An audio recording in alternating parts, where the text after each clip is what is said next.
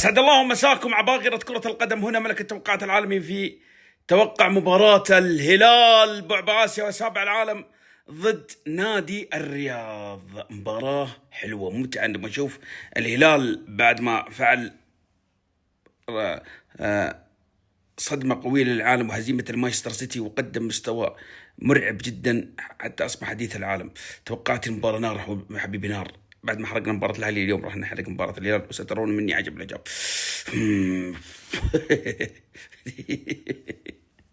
والله الفوارق صعب. أنا صراحة أتمنى هبوط الرياض مع احترامي لهم، فريق لا عنده جماهير ولا عندهم لعيبة بصراحة، يعني فريق حتى مو قادر يجيب له جماهير. أنا أي فريق ما عنده جماهير ودي يهبط بصراحة. إدارات مو قادرة تجيب لك 3000 4000 5000 مشجع، إيش فائدة هذه الإدارات تسويقيا؟ فوز الهلال 100%، ب3 ولا ب4. نونيز اللي أنا توقعت راح يكون هداف الدوري بكرة ممكن يسجل هدف وهدفين، أقل تقدير فيها بلنتي. سالم أعتقد راح يسجل. مبروك الهلال فيها بلنتي.